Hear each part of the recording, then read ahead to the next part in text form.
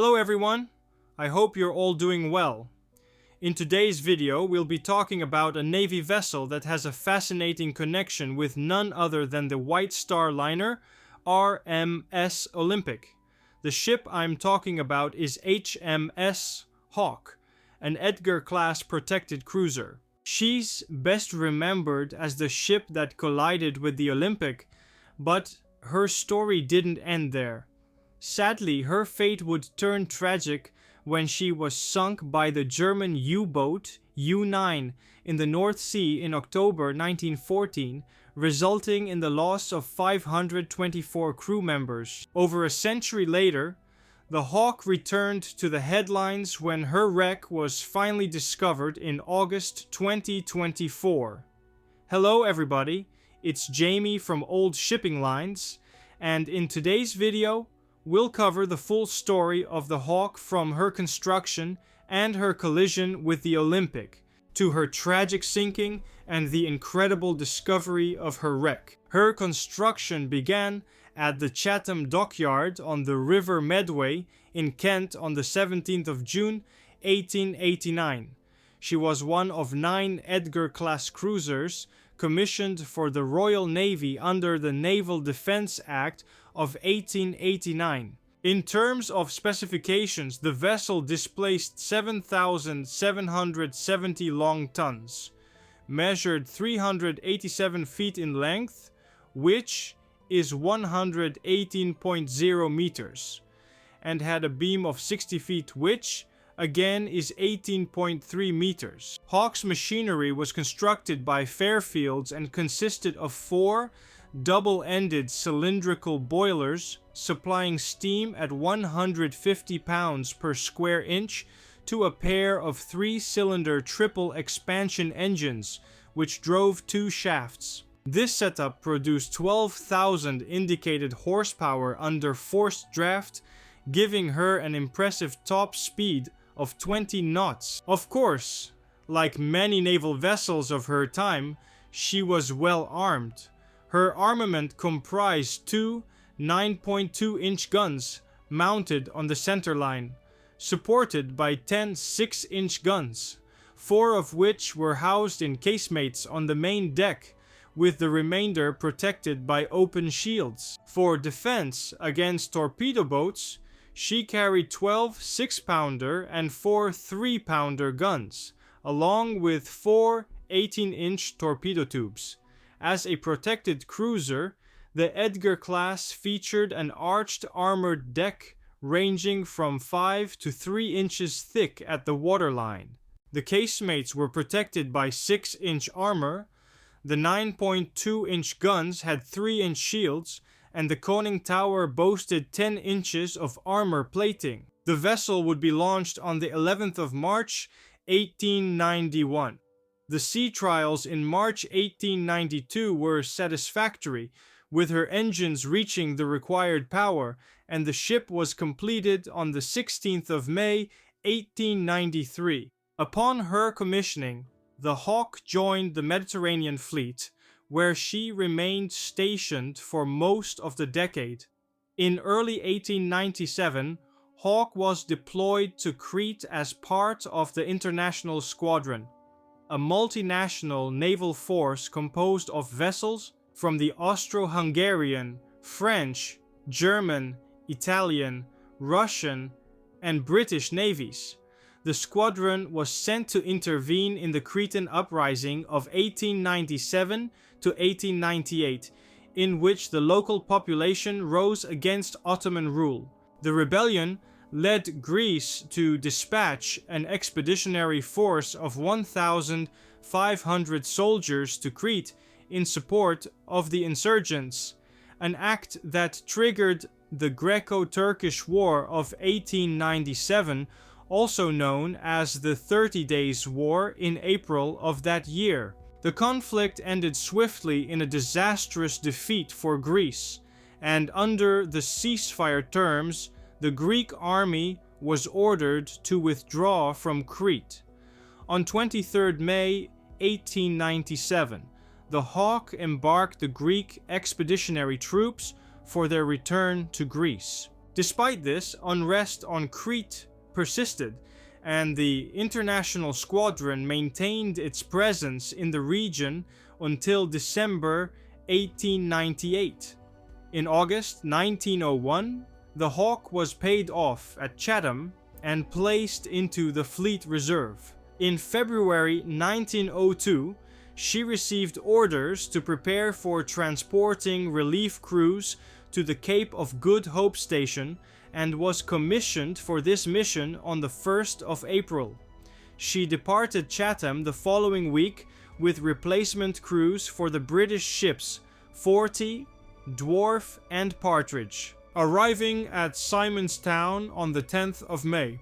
After a 10-day stay, she set sail from South Africa, visiting St. Helena, Ascension, Sierra Leone, Las Palmas and Madeira, before reaching Plymouth on the 16th of June 1902. She later took part in the Fleet Review at Spithead on the 16th of August, held to celebrate the coronation of King Edward VII. If we jump forward in time, in November 1904, the Hawke became Boy's training ship as part of the 4th Cruiser Squadron, serving in that role until August 1906, when she joined the torpedo school at Sheerness. In 1907, Hawke joined the Home Fleet. On the 20th of September 1911, Hawke collided in the Solent with the White Star Line ocean liner RMS Olympic, commanded by Captain Edward Smith, who would later die 7 months afterward as captain of Olympic's sister ship, RMS Titanic. The collision caused Hawke to lose her inverted bow, which was subsequently replaced with a straight bow. In the following trial, Hawke was found entirely blameless. During proceedings, it was suggested that the massive displacement of water by Olympic had created a suction effect that pulled Hawke off course, contributing to the delay of Olympic's voyage. The White Star Line also lost their appeal. With the outbreak of the First World War in August 1914, the Royal Navy mobilized its fleets. HMS Hawke, along with most of her sister ships from the Edgar class, was assigned to the 10th Cruiser Squadron. Their mission was critical to the British war effort, a distant blockade of Germany.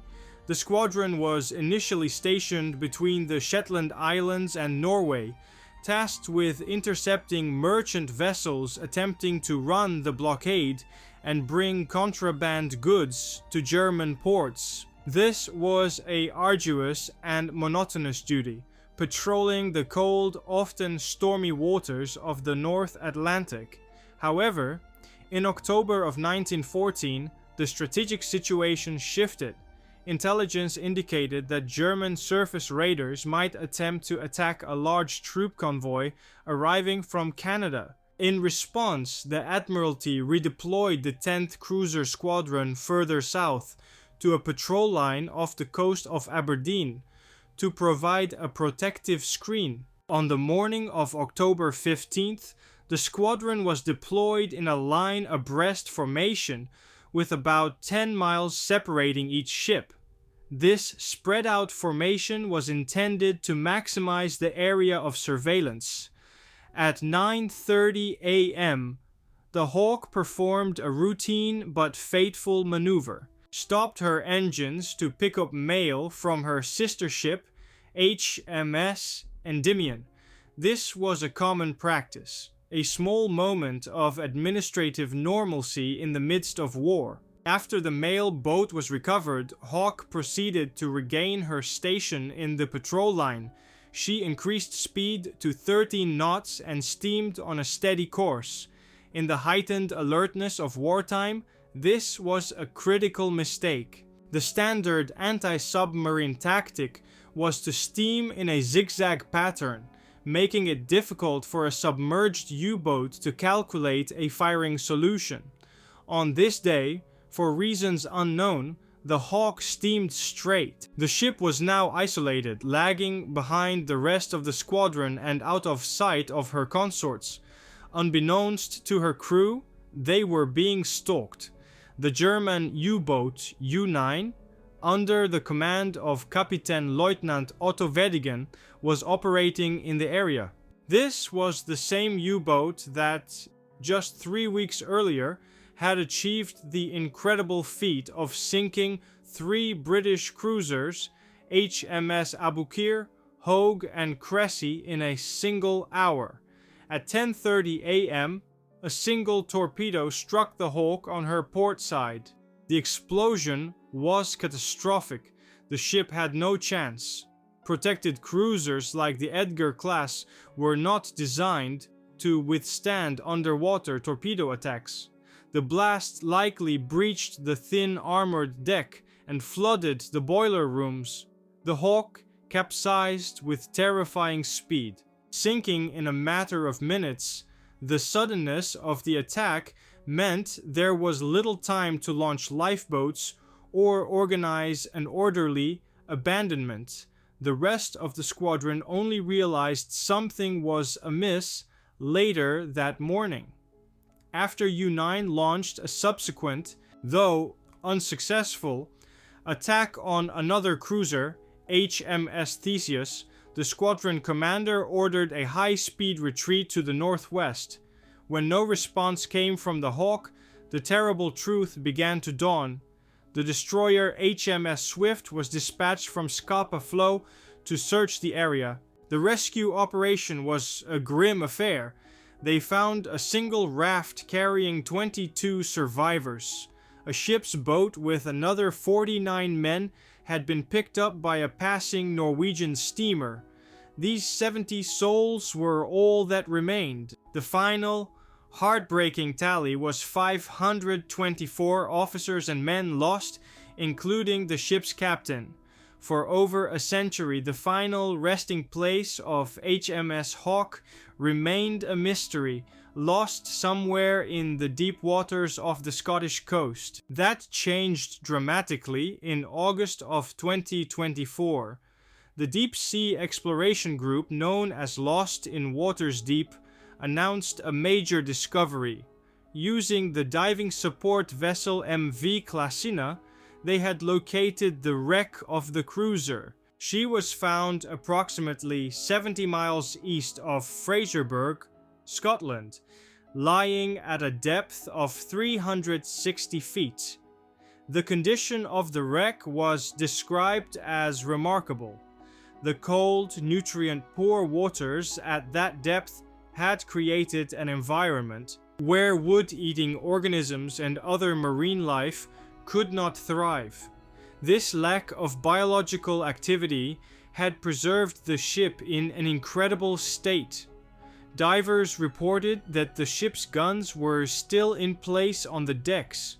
The teak wood planking of the decks themselves remained largely intact. Perhaps most evocative of the suddenness of the sinking was the discovery of lots of Royal Navy crockery, still lying where it had been stored, a silent testament to the ordinary shipboard life that was violently interrupted on that October morning in 1914.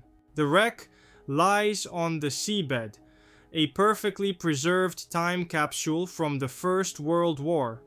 It offers naval archaeologists an unprecedented opportunity to study an Edgar-class cruiser almost exactly as she was on the day she sank. And that marks the end of a video, my friends. Thank you all so very much for watching. I hope you guys enjoyed it. Now, if you liked what you saw, please consider subscribing to the channel, as that would help out the channel a lot. Now, if you have any thoughts, comments or questions, please leave them in the comment section down below, as I absolutely love reading your comments. And please let me know in the comment section down below as well what ships you would like me to cover in the future. Now be as well sure to check out our social media pages. We are on Twitter, we are on Instagram, And we also recently have a website, oldshippinglines.com, where we have articles of the ships we cover and we have book reviews as well. I think you will enjoy the website very much. Now, with that out of the way, guys, I wish you all a good night or day, wherever you are. Stay safe, stay happy, and we will see each other on the next video. Goodbye, my friends.